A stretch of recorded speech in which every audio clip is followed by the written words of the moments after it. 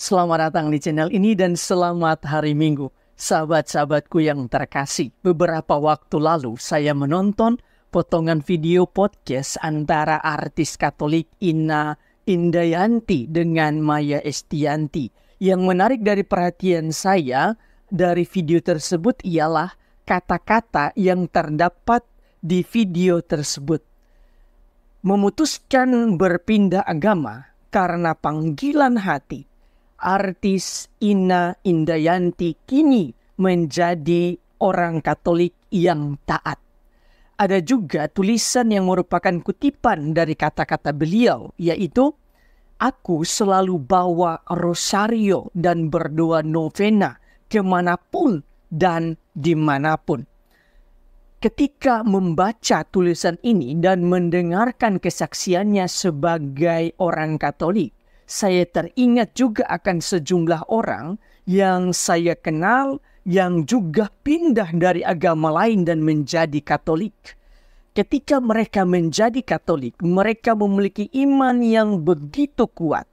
Mereka juga begitu taat di dalam hidup doa dan hidup rohani. Realitas ini lantas membawa saya pada permenungan bahwa menjadi Katolik itu adalah suatu panggilan, bukan semata-mata warisan dari orang tua kita. Kalau kita sungguh-sungguh menyadari dipanggil oleh Allah, maka hal itu akan tergambar di dalam hidup dan perbuatan kita sebagai umat Allah, sebagai umat Katolik.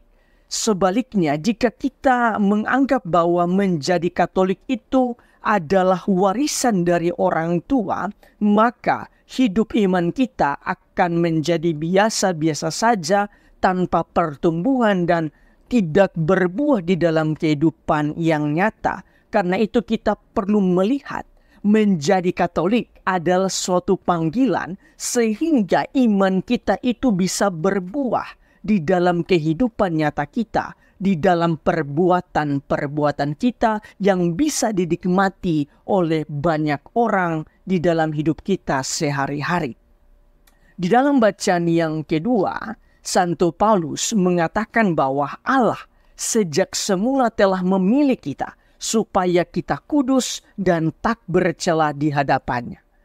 Dengan kasih, Allah telah menentukan kita menjadi anaknya oleh perantaraan Yesus Kristus sesuai dengan kerelaannya.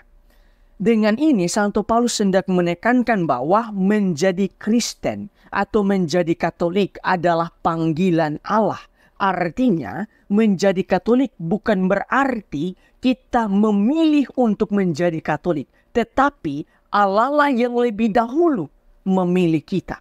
Mereka yang sungguh-sungguh menyadari akan rahmat panggilan ini akan juga sungguh-sungguh berbuah di dalam hidup.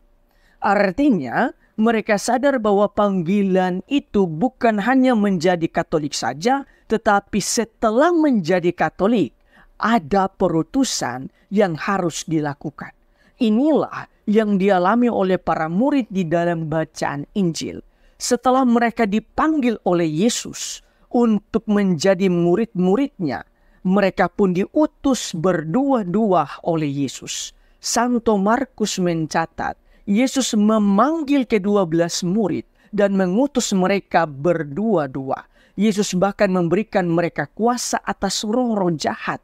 Artinya di dalam perutusan, Allah tidak akan membiarkan kita sendirian, tetapi akan dibekali atau Allah akan membekali kita dengan kualitas dan juga dengan iman yang benar.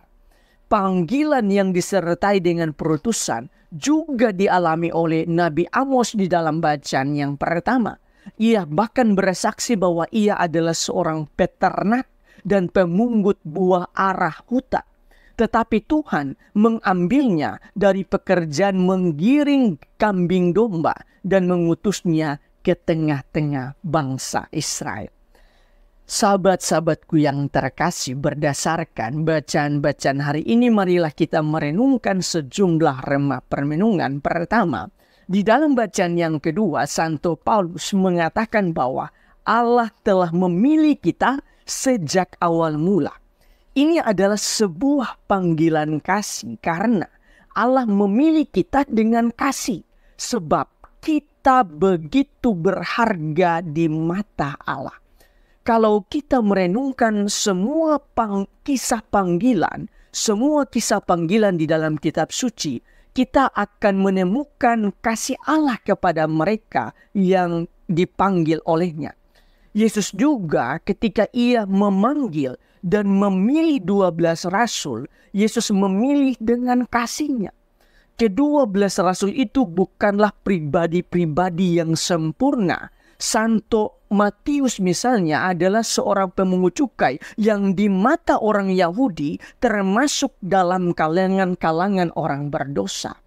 Santo Petrus menyangkal Yesus dan Yudas mengkhianati Yesus. Tetapi rahmat panggilan itu masih Tuhan berikan kepada mereka. Begitu juga dengan kita semua sebagai umat Allah, sebagai orang Katolik. Meskipun kita penuh dengan ketidaksempurnaan dan juga kita penuh dengan dosa, artinya kita juga adalah pendosa, Allah tetap memanggil, Allah tetap memilih kita menjadi bagian dari keluarga Allah. Itulah bukti kasih Allah kepada kita karena Allah adalah kasih itu sendiri. Kedua, di dalam bacaan yang pertama kita mendengarkan perutusan Nabi Amos sesudah keterpanggilannya. Dan di dalam bacaan Injil kita mendengarkan perutusan 12 rasul sesudah Yesus memanggil dan memilih mereka. Kalau panggilan kita adalah panggilan kasih, maka perutusan kita pun adalah perutusan kasih. Nabi Amos yang awalnya adalah seorang peternak kambing domba, diberkati oleh Allah dengan sejumlah kemampuan untuk bernubuat kepada bangsa Israel di tengah-tengah bangsa Israel. Yesus juga memberi kuasa atas roh-roh jahat kepada ke-12 rasul atau ke-12 murid. Itu artinya di dalam perutusan kita Allah tetap menemani, Allah tetap mendampingi kita di dalam setiap perutusan yang Tuhan berikan, yang Allah berikan kepada kita. Ketiga, panggilan dan perutusan kasih ini mengantar saya pada permenungan bahwa panggilan menjadi Katolik bukanlah panggilan untuk menjadi pribadi yang egois atau pribadi yang mementingkan diri kita sendiri. Karena menjadi pribadi yang egois adalah pribadi yang tidak bisa untuk mengasihi ataupun tidak bisa diutus untuk menyebarkan cinta kasih. Kasih adalah suatu kehendak bebas untuk memberi dan bukan untuk menerima, serta ada bersama dengan yang lain. Kita mengasihi berarti kita ada bersama dengan yang lain. Kasih juga adalah menyadari kebaikan di dalam diri sesama. Karena itu, panggilan menjadi Katolik adalah panggilan yang menyadari kasih Allah dan kasih yang kita miliki itu bukan untuk kepentingan diri kita sendiri, melainkan harus berbuah dan disebarkan ke semua orang. Dengan kasih Allah itulah maka kita diutus untuk berbagi kebaikan dan berbagi kasih kepada sesama. Tuhan memberkati Anda semua.